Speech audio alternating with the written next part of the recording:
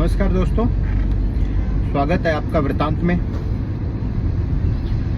कल हमने चर्चा किया था लोकसभा में, जो चर्चा हो रही थी ऑपरेशन सिंदूर पे।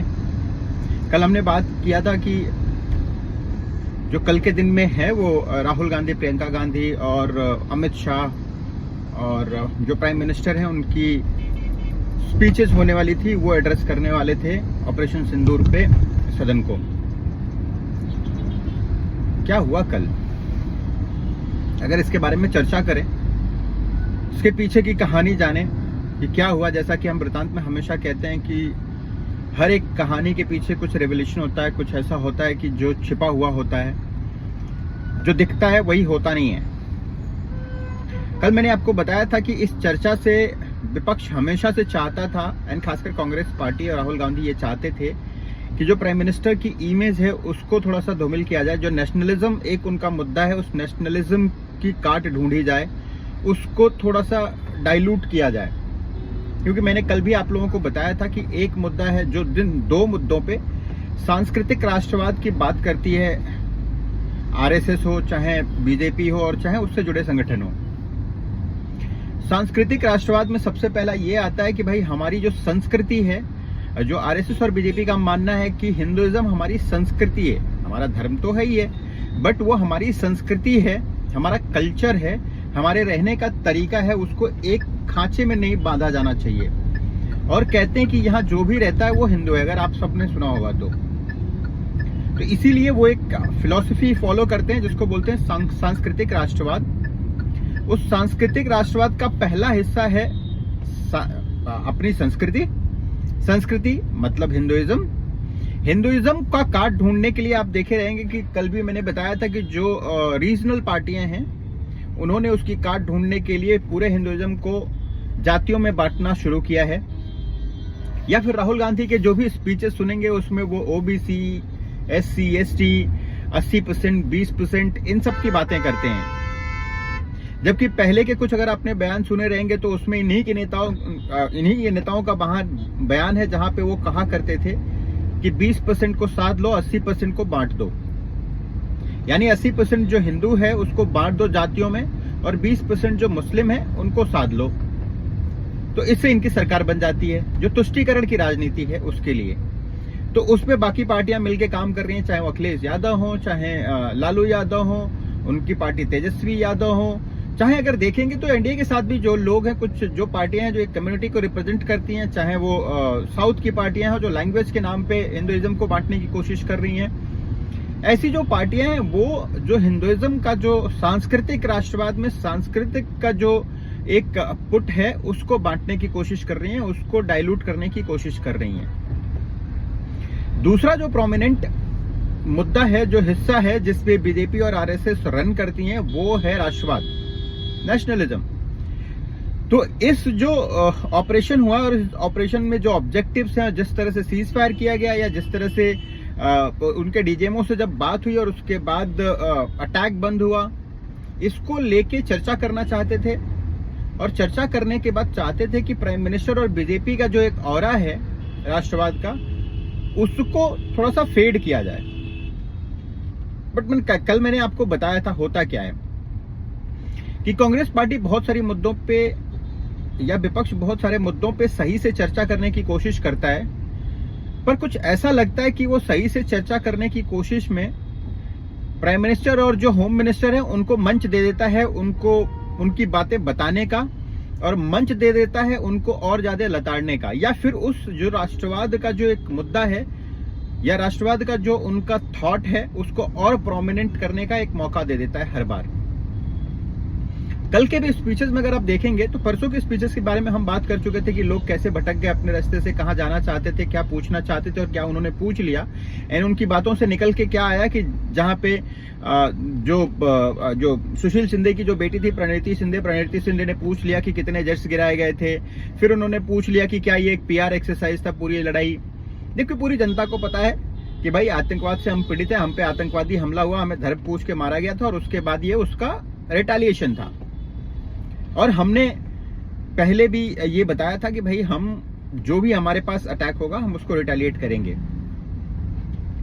अगर आप देखेंगे तो कल का जो भाषण हुआ, चाहे वो प्रियंका गांधी का हो, चाहे वो राहुल गांधी का हो, उसमें ये बात बार बार पूछी गई। एक्चुअली तरीके से उनको जो पूछना चाहिए था, वो जो प्राइम मिनिस्टर को घेरना चाहिए था, वो घेरना चाहिए था कि भाई सीज फायर हमने क्यों किया। एक ये वैलिड क्वेश्चन था, सीज फायर क्यों किया। एंड दूसरा वैलिड क्वेश्चन जो बार बार सब लोग पूछ रहे हैं कि भाई क्या ट्रंप के कहने पे व्यापार के बदले सीज फायर हुआ। ये वैलिड क्वेश्चन था जो पूछा जाना चाहिए था। इसको और तरीके से पूछा जाना चाहिए था, जोरदार तरीके से पूछा जाना चाहिए था। बट ये पूछने के क्रम में जो इनके स्पीकर्स ने गलतियां करी हैं या जो क्वेश्चंस पूछे हैं, वो इनको और ज्यादा एक्सपोज करता है। जैसे कि अगर आप देखेंगे तो जो राहुल गांधी का भाषण हुआ, जो राहुल गांधी की स्पीच हुई, उसमें वो पूछते हैं और वो कहते हैं कि भारत ने या रक्षा मंत्री जी ने या नरेंद्र मोदी ने 35 मिनट में पाकिस्तान के सामने सरेंडर कर दिया। क्या ये सच है? क्या ये सच है? आप सबको पता है, पूरी दुनिया को पता है कि भारत ने 1 बजे के लगभग रात को अटैक किया। अटैक करने के बाद जो उनके आतंकी ठिकाने थे, उन आतंकी ठिकानों को अटैक किया गया। अटैक करने के बाद 1:35 को बताया गया उन्हें कि हमने ये अटैक किया है और ये नॉन एस्केलेटरी है। नॉन एस्केलेटरी क्यों है?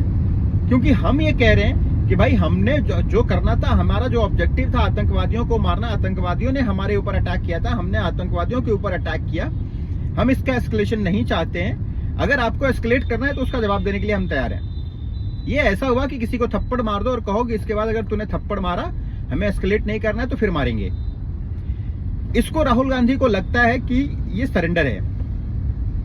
दूसरा, वो राहुल गांधी जिसको अगर 4 क्वेश्चन पूछ लिया अर्नब गोस्वामी ने तो उसके जवाब नहीं आ रहे थे, जिसको जनता की चीजें नहीं मालूम है, जिसको पता नहीं है कि गेहूं और धान में फर्क क्या होता है, उसको पता नहीं, कभी उसने किसी मिनिस्ट्री में, किसी गवर्नमेंट में काम नहीं किया, वो एक मजे हुए फॉरेन मिनिस्टर राजनाथ सिंह जैसे दिग्गज लीडर, नरेंद्र मोदी जिन्होंने ऑफिस में 20 से 22 साल हो गए, जो ऑफिस में गवर्नमेंट में किसी न किसी हैसियत से, उनको कह रहा है इनको युद्ध की कोई जानकारी नहीं है। भाई आपने कितने युद्ध लड़े? आपकी आईएमए की ट्रेनिंग कब हुई थी? ऐसा तो था नहीं कि आपकी कोई ट्रेनिंग हुई है और आप युद्ध के एक्सपर्ट है। कितने युद्ध आपने लड़े? जहां जहां आपने युद्ध लड़ा वहां तो, या आपकी पार्टी ने, आपने तो लड़ा नहीं, आपकी पार्टी ने जब युद्ध लड़ा तब तो सरेंडर किया। अगर 1971 की बात बार बार चेस्ट थंपिंग करते हैं आप, 1971 में आपने जीते थे। 1971 में क्या किया आपने? 1971 में क्योंकि बांग्लादेश एक साइड में था, जो पूर्वी पाकिस्तान तब का, एंड पश्चिमी पाकिस्तान एक तरफ था, और वहां पे जो मुक्ति वाहिनी थी उसको हमने सपोर्ट किया, उसको बांटने में। यहां तक तो बात ठीक थी। यहां तक तो जैसा आज के दिन में आप कहते हैं कि मिलिट्री ने अच्छा काम किया, पॉलिटिकल लीडरशिप ने खराब काम किया, तो वहां पे भी तो यही हुआ। आपने एक्सपोज करने का मौका दे दिया कि जो 1971 में हुआ ये कि हमने पाकिस्तान का बंटवारा किया। बंटवारा करने के बाद उनके 93,000 सैनिकों को हमने बंधक बना लिया। बंधक बनाने के बाद क्या हुआ? टेबल पे हमने क्या मिला? हम नेगोशिएशन टेबल पे गए, हमको क्या मिला? कुछ नहीं। ना हमको कश्मीर मिला, ना हमको जो हमने हिस्सा जीता हुआ था पंजाब में, लाहौर वगैरह, ना वो हमें मिला, ना ही हम कुछ भी नेगोशिएट कर पाए। हम और नहीं तो उनके सैनिक दे आए, हमारे सीज फायर किया। हमने एक मसला जो था, इसको हमने, एक बाउंड्री थी, उसको हमने बाउंड्री मान लिया कि ये कहते हैं कि जो एलओसी है, लाइन ऑफ कंट्रोल है।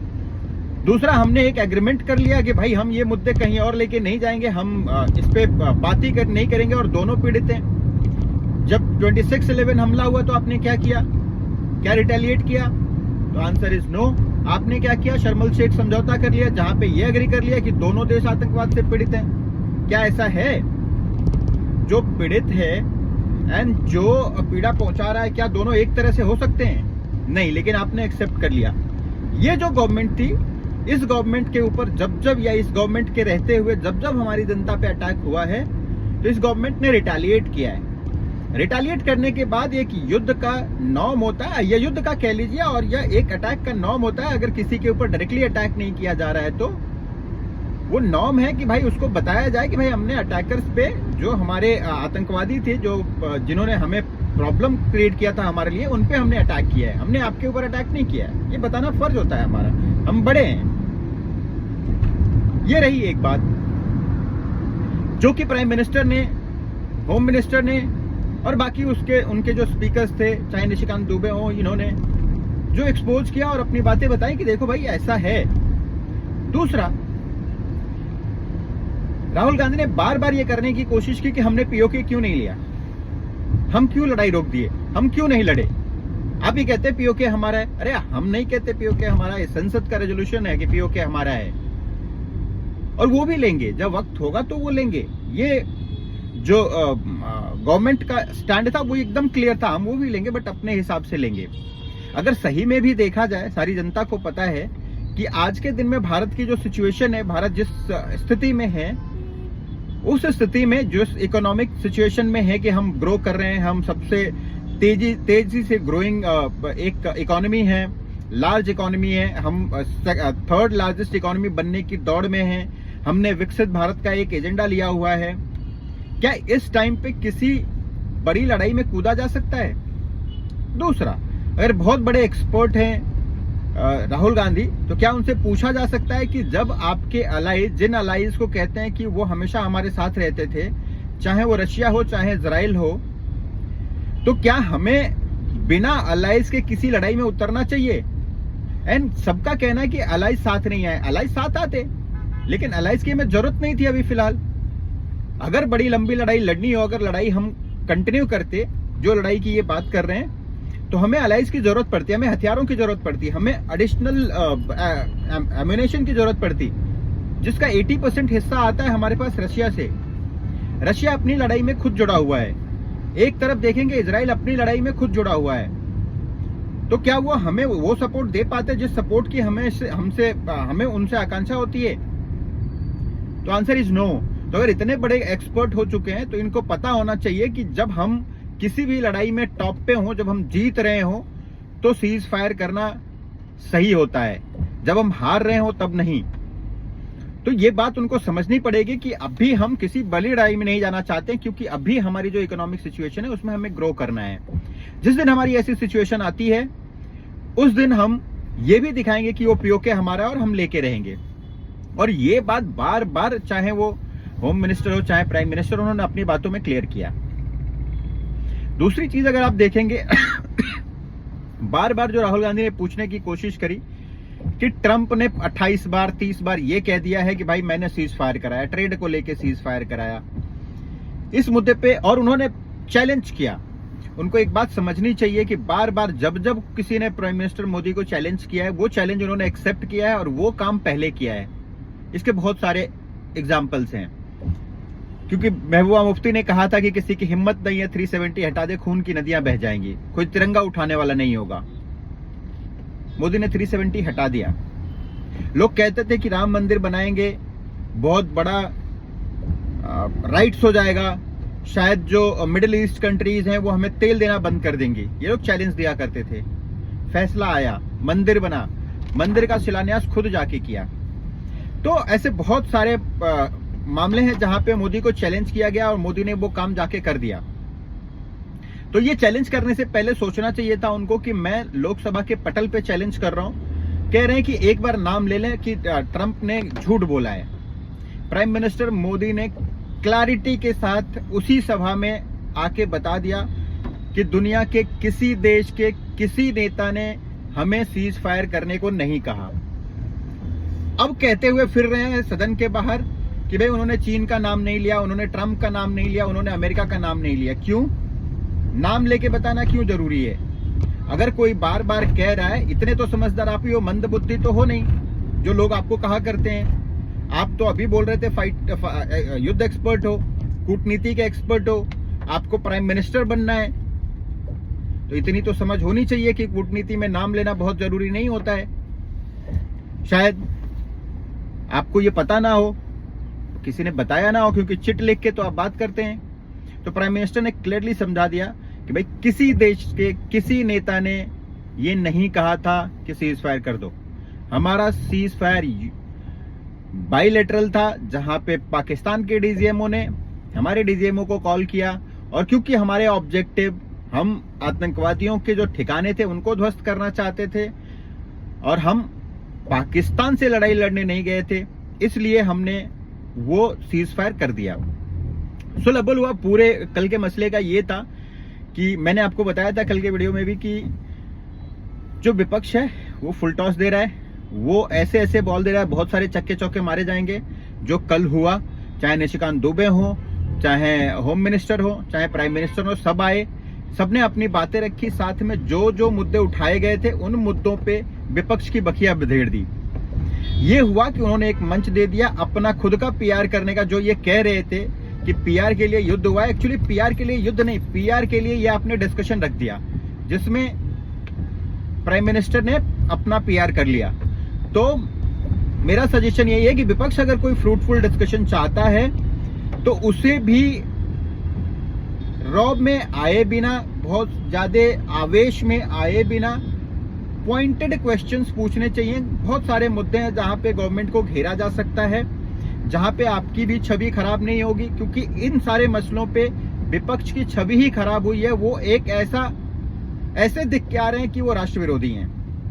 और इसी मुद्दे को अभी तो सदन में प्राइम मिनिस्टर ने बोला है, जब चुनाव आएगा तो चुनाव में भी इस मुद्दे को उठाया जाएगा। प्राइम मिनिस्टर आपको एंटी नेशनल घोषित करने की कोशिश करेंगे और फिर आप रोएंगे कि ये पाकिस्तान का नाम लेते हैं, हमें एंटी नेशनल कहते हैं। और ये होगा, और इसके लिए आप लोग तैयार रहिए।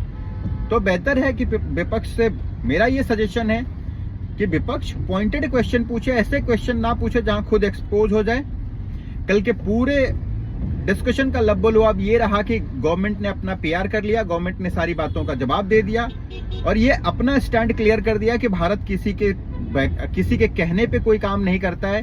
वो अपना, जो हमेशा बार बार ये गवर्नमेंट कहती रहती है कि अपना इंटरेस्ट देखता है, जहां पे उसका इंटरेस्ट है वो काम करता है, जहां पे इंटरेस्ट नहीं है वो काम नहीं करता है। तो आज के वीडियो में भी इतना ही। आपका इस पे सोचना क्या है आप देखिए, कमेंट करके बताइए, लाइक कीजिए और शेयर कीजिए। धन्यवाद।